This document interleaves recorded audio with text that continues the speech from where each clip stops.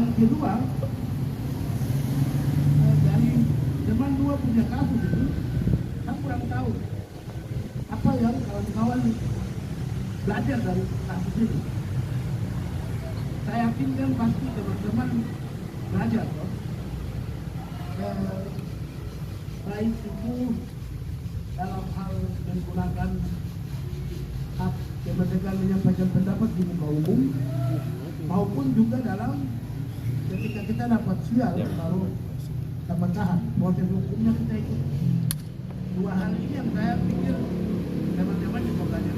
Tapi catatan yang bisa saya kasih, karena saya yakin kawan-kawan kan mahasiswa tuh.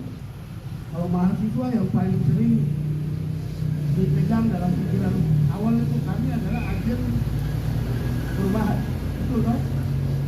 Karena agen perubahan pasti akan terus melakukan memanfaatkan hak demokrasi untuk menyampaikan hal-hal yang terjadi di tengah-tengah masyarakat, itu pasti toh. Nah, karena pasti, maka ada hal menarik yang mesti kita belajar dari kasus ini. Yang pertama, kami mau meraihkan proses awal, mulai dari sebelum aksi, saat aksi, dan setelah aksi. Itu dengan bagus kita mampu meraihkan dalam sidang, dan hakim, jaksa juga mengikuti alur cerita itu. Cuma ada beberapa hal yang menjadi kekurangan. Yang pertama, kami tidak mampu menunjukkan lampiran surat pemberitahuan yang kita sudah kasih ke polisi. Sama kita tidak menunjukkan foto pada saat kita antar ke kantor polisi. Itu yang kemudian menurut saya dari proses ini kita anggap ketolongan di situ. Saya kemarin diskusi dengan berdua bilang, kenapa kita foto? Karena biar foto itu nanti kita lampirkan sebagai alat bukti yang menunjukkan bahwa memang betul kita antar surat pemberitahuan. Tambah lagi dengan surat pemberitahuan. Nah, surat pemberitahuan yang teman-teman kasih itu hanya file. Kalau file itu yang print kemudian ditandatangani, tapi tidak ada yang ditandatangani, tidak ada, cuma hanya file itu saja. Kita punya dugaan. Kita sudah mampu bangun argumentasi dalam ini.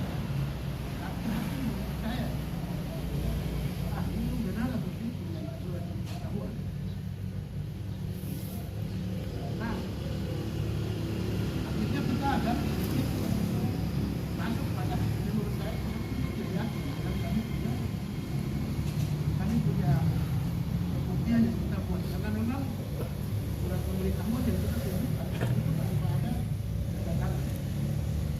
Nah, dari situ saya pikir Koalisi Penegak Hukum dan HAM di Papua kepada pengacaranya kawan Wilson dan kawan HAM, dan yang terhormat kepada kawan-kawan semua, kalau dari provinsi, Pulau Muhammadiyah, Otorisme, dan Unipa, dan seluruh pimpinan mahasiswa universitas yang ada di Papua. Dan bisa yang terhormat juga kepada seluruh kawan-kawan mahasiswa yang terlibat aktif dalam advokasi kawan Wilson juga aktif di Papua. Jadi sebagai sambutan saya di sini hari yang sangat keliru sekali persidangan kemarin soal putusan daripada hakim memang buat kami semua sangat kecewa, dan juga buat ruang demokrasi bagi mahasiswa juga terancam di Papua, di mana saksi ahli telah menyampaikan fakta-fakta dalam undang-undang dalam negara ini, tapi saat putusan memang hati sangat keliru sekali. Dan juga kepada kawan Gerson dan kamu, selamat datang juga ke penjara yang lebih besar. Siap aktif lagi dalam aliansi itu seperti itu. Dan di dalam waktu dekat, kalau memang Tuhan menghendaki, kita akan buat musyawarah dan nanti kita akan terus kampanyekan soal isu-isu Papua di luar dan melalui aliansi itu. Mungkin demikian saja. Baik, terima kasih atas kesempatan. Hidup mahasiswa, hidup mahasiswa, hidup mahasiswa. Papua. Baik, terima kasih. Karena kita bukan beras, tapi itu kewajiban mahasiswa harus menyampaikan itu. Yang pertama, sebagai umat yang beriman, dengan kepala kami tertunduk dan kami dengan hati kami kemudian tertuju dan syukur kehadiran Tuhan Maha Kuasa.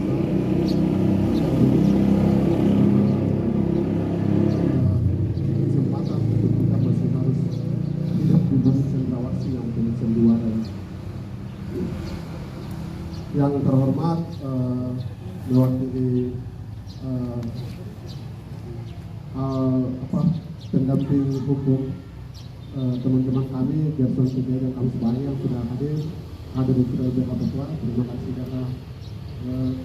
dan jajarannya dan teman-teman BEM Aliansi BEM Tanah Papua dan yang di Kota Jayapura yang sudah berkenan hadir, BEM dan DPM 9 fakultas Perhubungan Universitas Cendrawasih, teman-teman aktivis mahasiswa dan mahasiswa Tanah Papua. Di sini yang saya mau sampaikan terkait kasus kita hari ini itu bukan soal kita di Papua itu ketika masalah apapun itu, ceritanya apapun, persoalannya, masalahnya apapun pasti akan dikaitkan dengan Papua mereka. Sekecil apapun urusan keluarga apapun itu pasti akan dikaitkan dengan Papua mereka. Itu pasti. Dan kita punya pergerakan mahasiswa itu selalu tidak pernah dilihat sebagai pergerakan mahasiswa sebagai kaum intelektual, tapi juga mahasiswa itu sebagai orang yang independen, tetapi dilihat sebagai orang pergerakan Papua Merdeka. Itu juga salah satu persoalan. Apalagi sekarang hari ini itu orang teman-teman yang dari tapi juga mereka melihat teman-teman yang satu orang dari luar melihat bahwa pergerakan mahasiswa di Kota Jayapura itu pergerakan anak-anak bumi. Nah, ini persoalan-persoalan yang sedang terjadi kita alami. Diskriminasi di antara kita juga terus terjadi, tidak hanya di hukum yang seperti kita alami hari ini. Seperti hari ini juga, hari ini kalau seandainya hari ini kita mahasiswa Papua tidak tidak turun ke jalan atau menyampaikan aspirasi di jalan, berarti itu sudah terakhir. Kita mahasiswa hari ini kita terakhir soal peradaban orang Papua, tapi juga terakhir untuk ketahanan orang Papua. Soal untuk kita yang di kota ini beda dengan yang di sana di luar di Kuta-Kuta. Yang terlibat, yang tergabung dalam aliansi Tanah Papua, maka yang ada pimpinan mahasiswa yang ada terlebih khusus yang ada di Kota Studi Jayapura. Terima kasih banyak yang selalu mendorong, mengawal aspirasi mahasiswa, bahkan kedua tahanan ini untuk memperjuangkan kebebasan mereka. Terima kasih banyak. Kiranya teman-teman yang saya kasih dan hargai para kawan-kawan seperjuangan yang ada di Tanah Papua dan juga terlebih khusus yang ada di Kota Studi Jayapura. Terima kasih banyak. Mungkin tidak terlepas atas sambutan saya, tidak banyak, hanya satu. Saya menyampaikan terima kasih banyak kepada kedua kawan yang sudah lulus. Mereka ini sudah mendapatkan gelar narapidana napi. Itu yang diberikan oleh rakyat dan oleh perjuangan Papua. Bagi pejuang tidak ada gelar yang paling istimewa kita akan dapat, hanya napi.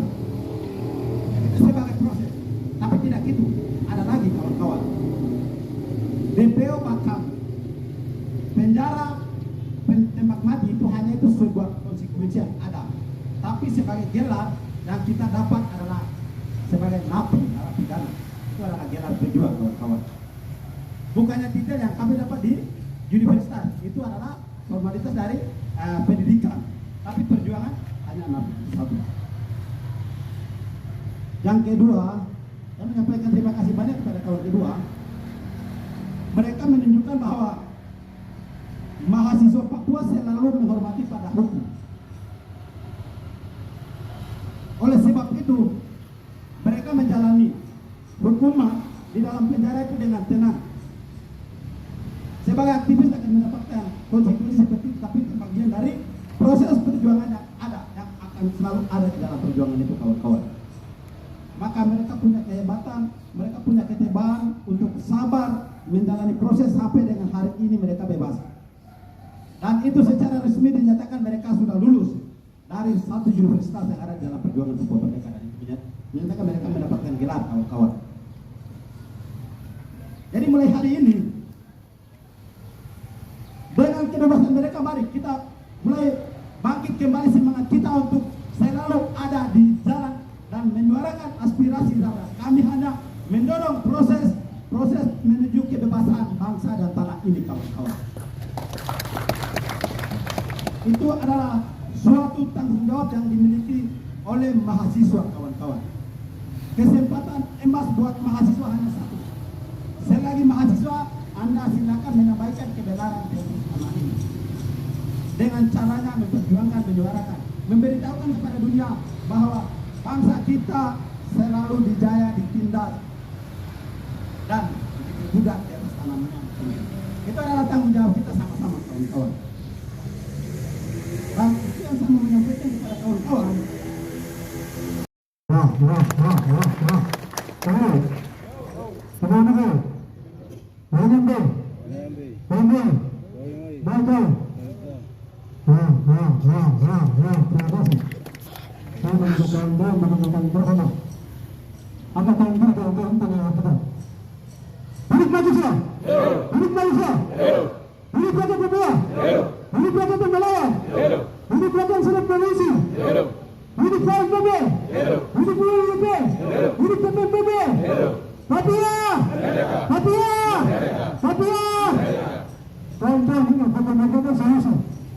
Indonesia tidak anggap politik mahasiswa, tidak anggap politik organ PNS, tidak anggap politik pimpinan mahasiswa, tidak anggap politik presiden, tidak anggap politik bupati, tidak anggap politik bupati.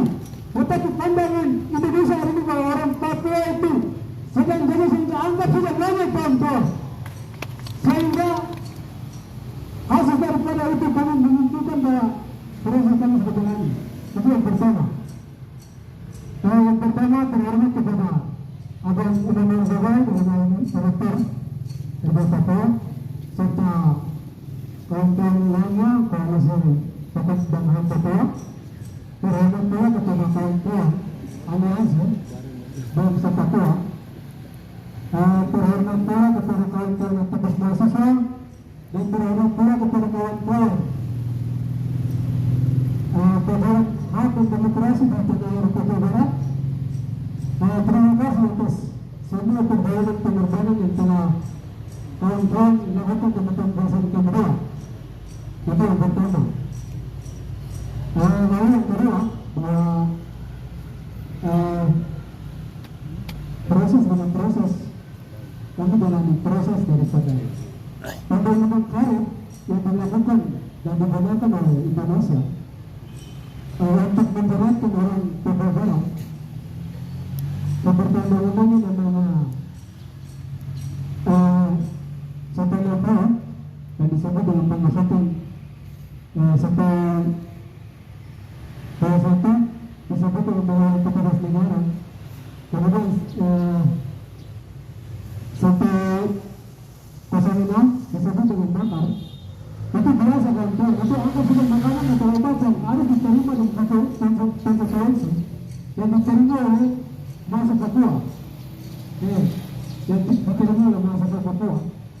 Dan akhir daripada proses ini, kami telah disimpulkan bahwa namanya penjara Indonesia adalah kampus terhormat bagi bangsa Papua, kawan-kawan.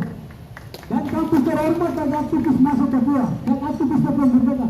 Itu kampus terhormat kawan-kawan. Dan kita melihat sejarah kembali bahwa dulu penjajahan Belanda dia melakukan hal yang sama seperti yang dilakukan sekarang dia lakukan. Dan dia namanya sangat alergi dengan gerakan rakyat buruh, gerakan mahasiswa di tanah air untuk memperjuangkan pembebasan tanah air Indonesia.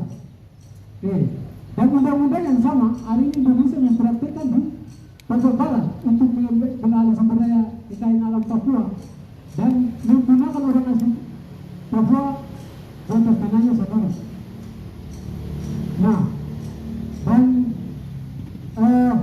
akibat daripada ini bahwa namanya proses seperti kriminalisasi hari ini. Ini tahanan politik. Ini tahanan politik. Papua. Terima kasih.